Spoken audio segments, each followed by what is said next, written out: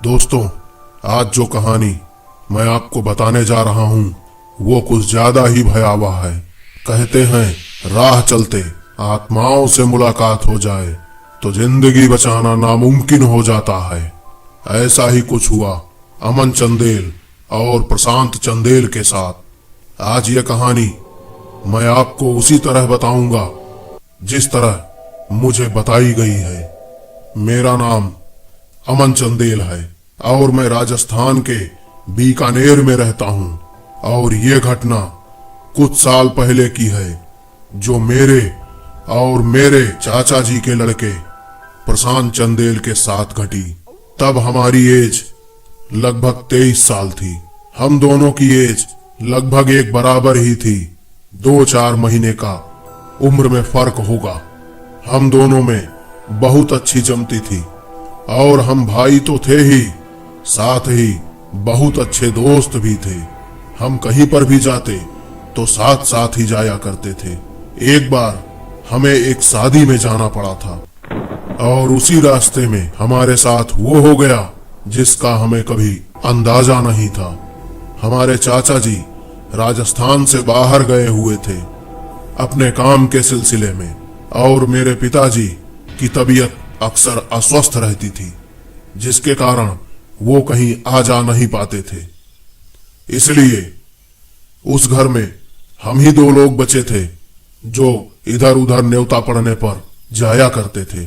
जिस शादी का न्योता मिला था वो घर से दूरी पर थी लेकिन फैमिली में थी तो जाना जरूरी था। और मेरी चाची जी ने बोला कि तुम दोनों ही चले जाओ।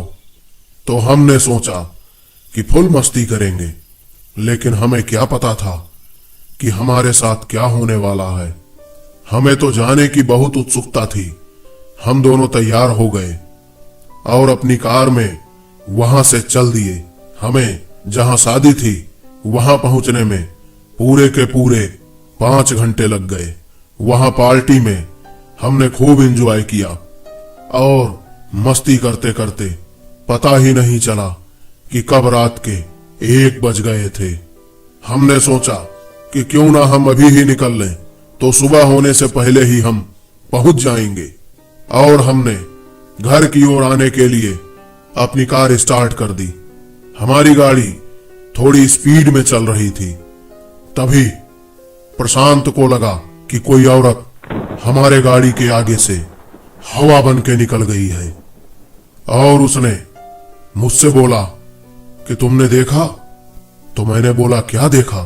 तो उसने कहा कि कोई औरत अभी अभी गाड़ी के आगे से एकदम से निकली है। मैंने कहा कि ऐसा मजाक क्यों कर रहे हो? मुझे डराने की कोशिश कर रहे हो?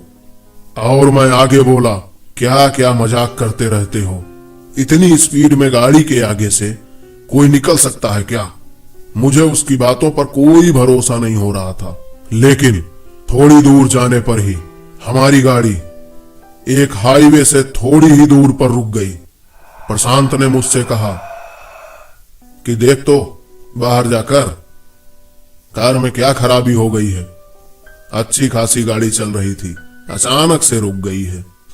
तो मैं बाहर उतरा और बाहर जाकर के बोनट खोला, लेकिन सब कुछ सही था। कुछ भी खराबी मुझे नहीं लग रही थी। उसके बाद मैं वापस गाड़ी में आया और उसके बाद भी गाड़ी स्टार्ट नहीं हो रही थी। हमें पता नहीं चल रहा था कि हमारे गाड़ी में क्या खराबी हो गई है।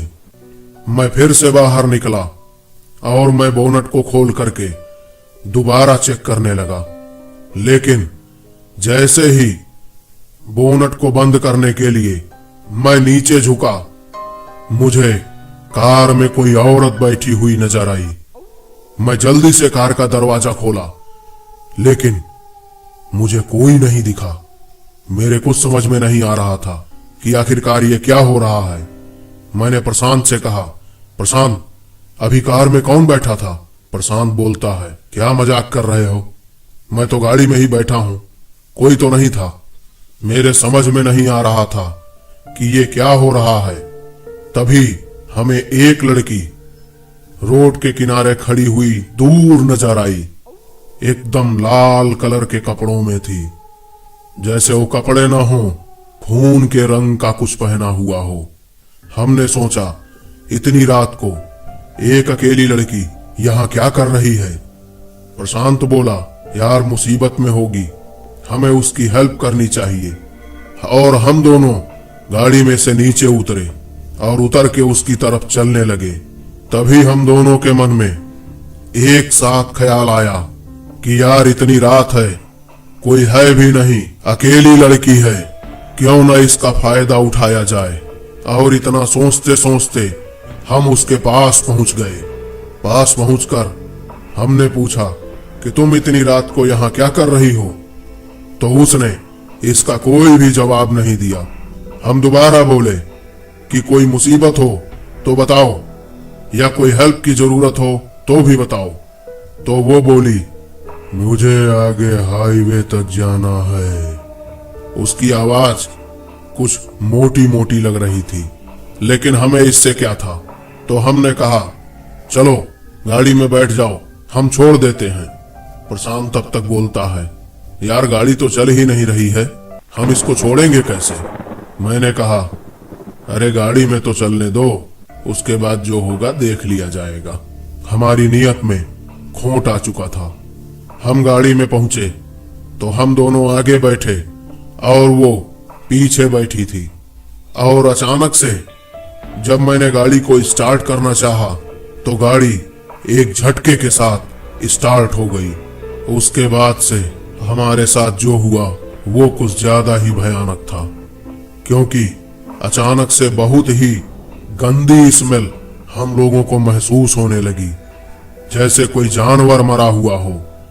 हमने चारों तरफ देखने की कोशिश की, लेकिन गाड़ी में कुछ ऐसा नहीं लग रहा था जिससे इतनी बुरी बदबू आए। मैंने कहा, भाई जरा विंडो को तो बंद कर दो। और प्रशांत ने तुरंत विंडो बंद कर दी, लेकिन फिर भी स्मेल बुरी से बुरी होती जा रही थी और वो वहां से हटने का नाम नहीं ले रही थी। किसी तरह गाड़ी चलती हुई हाईवे तक पहुंच गई और हमने कहा कि तुम्हारा स्टॉप आ गया है। तब तक प्रशांत मुझसे बोला, यार तुमने तो कुछ और ही कहा था और इसको तो तुम ड्रॉप कर रहे हो। मैंने कहा, उतरने तो दो, देखते हैं किधर जाती है, उसके बाद सोचते हैं। लेकिन हमारा इतना सोचना ही था कि जब मैंने गाड़ी के शीशे में देखा तो पीछे बैठी हुई वो लड़की पूरी तरीके से एक डायन में बदल चुकी थी। उसके मुंह की जगह से केवल खून ही खून नजर आ रहा था। चारों तरफ से कटा पिटा चेहरा था। उसकी आंखें एकदम सफेद नजर आ रही थीं। हम उसको देखते ही गाड़ी से निकल गए और भागना शुरू कर दिया। भागते भागते हम पूरी ताकत लगा रहे थे। शायद अपनी जिंदगी में इतनी तेज हम कभी नहीं दौड़े थे, लेकिन वो डरावनी डायन भी हमारा पीछा कर रही थी। वो भी ऐसे कि जैसे वो हमसे खेल रही हो। हमारी हालत खराब होती जा रही थी। वो कभी हमारे एकदम नजदीक आती तो कभी थोड़ी सी दूर हो जाती। भागते हुए ही मैंने प्रशांत से कहा कि यार वो देखो, कुछ दूरी पर एक मंदिर नजर आ रहा है, क्यों ना हम उसमें भाग चले। प्रशांत दौड़ते हुए ही बोला, हाँ भाई तेज भागो। हमारी हालत तो पूरी तरीके से खराब थी, लेकिन हमने हिम्मत नहीं हारी थी और हम उस मंदिर की तरफ दौड़ना शुरू कर दिए। वो डायन भी बहुत तेजी से हमारे पीछे चली आ रही थी। जैसे ही हम उस मंदिर की तरफ घूमे, वो डायन अचानक से गायब हो गई। मैंने पलट के तो कुछ नहीं देखा और मैं दौड़ता हुआ सीधे मंदिर के चौखट तक पहुंच गया। लेकिन मंदिर के अंदर प्रवेश करने से पहले मैंने पलट करके देखा तो मुझे प्रशांत कहीं नहीं नजर आया। मैं थोड़ा सा आगे बढ़ करके उसे आवाज देने लगा, लेकिन वो दिखाई नहीं दे रहा था। तभी एक मरी सी हालत में वो दौड़ता हुआ मेरी तरफ आ रहा था। मैंने दूर से ही पूछा, क्या हुआ, कहाँ रह गए थे? तो वो थोड़ी सी अजीबोगरीब आवाज में बोला, भाई भाई मुझे बचा लो, भाई मुझे बचा लो भाई। मेरे पास आओ भाई, भाई मुझे बचा लो। लेकिन तभी किसी ने मेरा हाथ खींचा और मुझे मंदिर के अंदर खींच लिया। जब मैं पलट करके देखा तो वो मंदिर पर पूजा करने वाले एक पुजारी थे। मैंने कहा, मुझे छोड़ दीजिए, मुझे अपने भाई को बचाना है। उसको देखिए क्या हो गया है। मेरे तो कुछ समझ में ही नहीं आ रहा था। तब वो पुजारी बोला कि तुम्हारा भाई एक रूह के कब्जे में आ चुका है। वो रूह कोई और नहीं, एक डायन है, और जैसे ही तुम उसके पास जाओगे तुम भी नहीं बचोगे। इतना कहना ही था कि हम दोनों ने देखा कि प्रशांत अपने हाथों से अपने गर्दन को पूरी तरीके से मरोड़ देता है और एक चीख के साथ वो वहीं पर मर जाता है। मेरी तो हालत खराब हो चुकी थी। मैं वहीं पूरी रात मंदिर में बैठा रहा। जब सवेरा हुआ तो मैं किसी तरीके से अपने घर पहुंचा। मेरी हालत देख करके घर वालों ने पूछा, क्या हुआ, प्रशांत कहाँ है? तो मैंने पूरी घटना उन्हें विस्तार से सुना दी। घर वाले दौड़े दौड़े उस जगह पर आए और उन्हें प्रशांत की लाश मिली। घर में पूरी तरीके से मातम छा गया और उसी दिन से मेरी तबीयत बुरी तरीके से खराब होने लगी। मैं बैठा रहता था या सोता रहता था, मैं अचानक से उठ करके चीखने और चिल्लाने लगता था। कभी कभी बुरी तरीके से रोने लगता था। तो मेरी माताजी मुझे मेरे घर के पास में ही रहने वाले एक काजी साहब के पास ले गई। काजी साहब ने मुझे बैठा करके मेरे ऊपर कई फूंक मारी और कुछ देर बाद मुझे एक ताबीज पहना दिया। उसके बाद से मुझे अच्छा महसूस होने लगा। तब माताजी ने पूछा कि आखिरकार इसको क्या हो गया था? तो काजी साहब बोले कि जो कहानी आपने हमें सुनाई है उससे तो ये साफ प्रतीत होता है कि इन दोनों के नजर में कुछ खोट आ गया था। इसलिए उस डायन ने इन दोनों को मारने के लिए सोच लिया। ये तो किसी तरह बच गया, लेकिन प्रशांत मारा गया। तब मैंने डरते डरते पूछा कि आखिरकार हम गए थे तो हमें तो कुछ नहीं दिखा, लौटते समय अचानक से ये डायन कहां से आ गई? तो काजी साहब बोले, रूहें हर जगह भटकती रहती हैं, उनका कोई निश्चित स्थान नहीं होता है। वो भीड़ में भी रहती हैं, एकांत में भी रहती हैं, लेकिन जब वो इधर से उधर भ्रमण करती रहती हैं और अगर कोई उनके रास्ते में आ जाए या उनसे टकरा जाए तो फिर उसका कुछ न कुछ नुकसान जरूर होता है। वो रूह भी उधर से निकल रही थी, लेकिन तुम लोग उसके रास्ते में आ गए, इसलिए डायन के रूप में उसने तुम लोगों को इतना परेशान किया। अगर तुम लोग उसके बारे में बुरा न सोचते तो शायद जान बच सकती थी, लेकिन ऐसा नहीं हुआ। चलो, जो भी हुआ, अब तुम्हारे साथ कुछ नहीं होगा। कुछ दिनों बाद मैं एकदम से ठीक हो गया, लेकिन तब से मैं जिंदगी में दोबारा उस रास्ते पर नहीं गया हूं। तो दोस्तों, आप भी इस बात का ध्यान रखें कि अपनी नियत में कभी भी खोट न लाएं, ना कभी किसी का बुरा सोचें और ना कभी किसी को कुछ बुरा करने दें। दोस्त कहते हैं कभी कभी वो देखना व सुनना पड़ता है जिसकी कभी भी आशा न की गई हो। वो डरावनी रात, वह हाथों में चूड़ियों के खनकने की आवाज सन्नाटे में दिल को दहला देने के लिए काफी थी। कभी कभी किसी को कफन भी नसीब नहीं होता और उसका बदला पूरे के पूरे इलाके को उठाना पड़ता है। दोस्तों, आज की कहानी एक ऐसी ही भटकती हुई आत्मा के बारे में है जिसे कफन नहीं नसीब हुआ था। नमस्कार दोस्तों, आपका स्वागत है हमारे channel the haunted earth India में। दोस्तों, अगर आपने अभी तक चैनल को सब्सक्राइब नहीं किया है तो सब्सक्राइब कीजिए द हॉन्टेड अर्थ इंडिया को और बगल में बने बेल आइकन को दबाना बिल्कुल भी न भूलें, जिससे कि हमारे आने वाले सभी नोटिफिकेशन आपको तुरंत मिलते रहें। दोस्तों, हमें विभिन्न माध्यमों से पता चलता है चक्काहवा गांव के बारे में और हम उसका सच पता लगाने के लिए उत्सुक हो जाते हैं। हमने भी जिज्ञासा के कारण वहां जाने का फैसला किया और अगले ही दिन हम वहां के लिए चल देते हैं। सुबह से लगभग शाम हो गई। चलते चलते हम रुक रुक कर रास्ता पूछते हुए आगे बढ़ रहे थे। तभी हमें अब कच्चे रास्तों पर चलना पड़ रहा था। हम उस पर जंगलों के बीच से होकर जा रहे थे।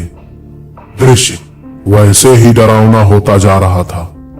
किसी तरह रात होते होते हम चक्कहवा गांव पहुंच जाते हैं। हमने सबसे पहले छत्रपाल का घर खोजा और वहां पर पहुंचकर उनका दरवाजा खटखटाया। तभी अंदर से आवाज आई थे, मतलब आ रहे हैं, और दरवाजा खुलता है। हमने पूछा कि आप ही छत्रपाल हैं? उधर से आवाज आई, हाँ हम ही हन, तू लोग के हो? तब हमने बताया कि मिश्रा जी ने आपको फोन किया था कि हम लोग आने वाले हैं। तब वो बोला, हाँ बाबूजी अंदर आइए। चूंकि हमने आने से पहले एक व्यक्ति से इनको फोन करवा दिया था जिससे हम पूरी बात जान सके। हमको खाना मिलता है और खाना खाने के बाद हम एक जगह बैठ जाते हैं और पूछते हैं कि छत्रपाल जी, हमने जो सुना था आप वो पूरी बात हमसे बता सकते हैं? तो वो बोला, बाबूजी अब सब ठीक है, लेकिन जानना चाहते हो तो सुनो। अब जो छत्रपाल ने बताया वो हम आपको अपने शब्दों में बता रहे हैं। करीब 16-17 साल पहले की बात है। हमारा गांव जंगलों में बसा है और छोटा भी है। हमें सामान्य जरूरतों के अलावा सारा सामान खरीदने के लिए दूर शहर जाना पड़ता था। हमारे गांव में एक व्यक्ति थे जो अब नहीं रहे हैं। उनका नाम नानमून था।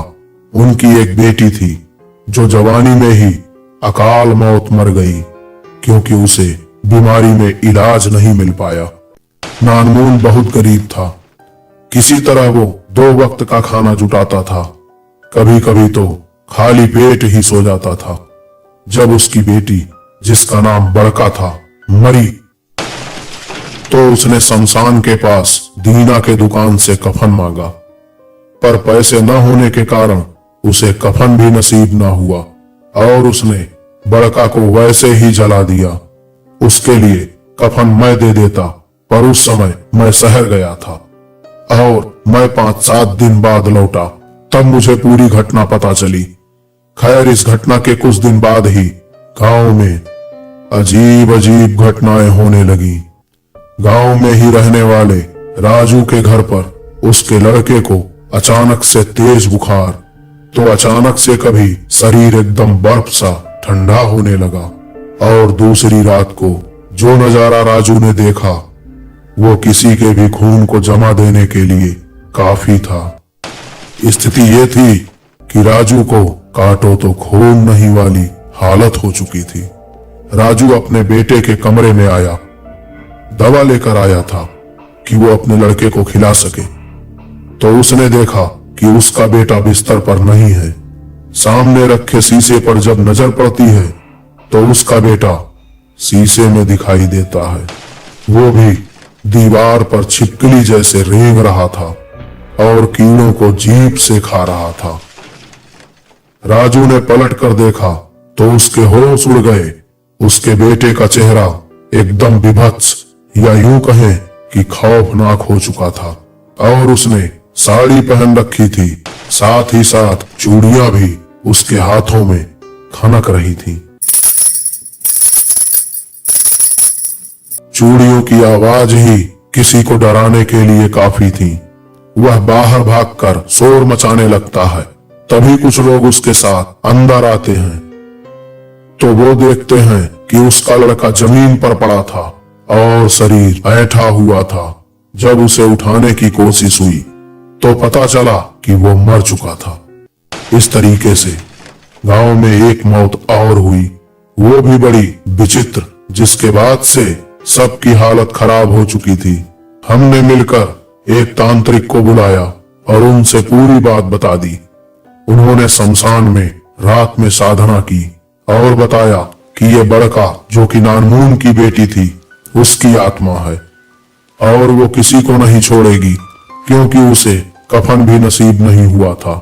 जिन लोगों ने कफन देने से नानमून को मना किया था वो उनको तड़पा कर मार रही है। तभी हम बोल बैठे, बाबा कोई उपाय करो। तब तांत्रिक ने जिस जगह पर उसे जलाया गया था वहां पर फिर से चिता बनवाई और आधी रात को सबको आने को कहा। आधी रात को हम वहां पहुंचे तो उन्होंने बड़का की तस्वीर को रखकर वह कफन डालकर फिर से दाह संस्कार शुरू किया। लेकिन तभी अचानक हवा के साथ बिजली चमकने लगती है। ऐसा लगता है कि एक तूफान सा उठ जाएगा। भयानक वातावरण हो चुका था। ऐसा लगा कि लकड़ियां जल न पाएंगी। तभी अचानक से दीना की आवाज बदलने लगती है। वो अजीब आवाज में बोलता है, मैं नहीं जाऊंगी, कुछ भी कर लो, मैं एक एक को मार डालूंगी, गांव पूरा साबित कर दूंगी। और तभी दीना उछलकर पास के पेड़ पर जा बैठा और हंसने लगा और उल्टा होकर के पेड़ से उतरने लगता है। और उस समय जो आवाज हो रही थी वातावरण को डराने के लिए काफी थी।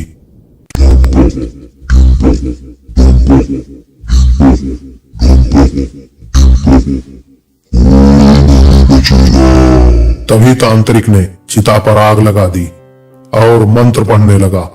तभी अचानक से दीना जो कि आत्मा के बस में था उसी आग में कूद गया। लेकिन लोगों ने उसे खींचकर पकड़ लिया और कुछ देर बाद सब शांत हो जाता है। तब तांत्रिक बोला, अब ये रूह किसी को परेशान नहीं करेगी और इसकी राख को कहीं गाड़ दिया जाए। बड़े बर्तन में रख करके गाड़ना जरूरी है, तभी ये शांत रहेगी।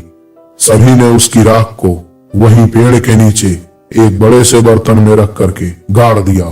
तांत्रिक ने कहा कि यदि गलती से किसी ने इस राख के बर्तन को खोद कर खोला तो ये दोबारा कहर भर पाएगी। और गांव वाले वापस चले आए। तब से सब कुछ ठीक है। और इतना कहते हुए छत्रपाल रुक जाता है। इस तरीके से छत्रपाल ने अपनी बात खत्म की और हम सोने चले गए। सुबह जल्दी उठकर हम वापस लौटने लगे।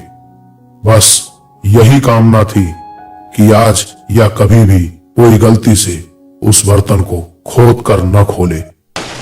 ये थी आज की कहानी। दोस्तों आपको कैसी लगी हमें कमेंट में जरूर बताइएगा। वीडियो अगर अच्छा लगा हो तो इसे लाइक जरूर कीजिए, शेयर जरूर कीजिएगा। और अगर चैनल को सब्सक्राइब नहीं किया है तो चैनल को सब्सक्राइब कीजिए, बेल आइकन को दबाइए, जिससे कि हमारे आने वाले सभी नोटिफिकेशन आपको यूं ही मिलते रहें और आप द हॉन्टेड अर्थ इंडिया से जुड़े रहें और अपने प्यार को यूं ही बनाए रखें। तब तक के लिए खुश रहें, स्वस्थ रहें। Thank you.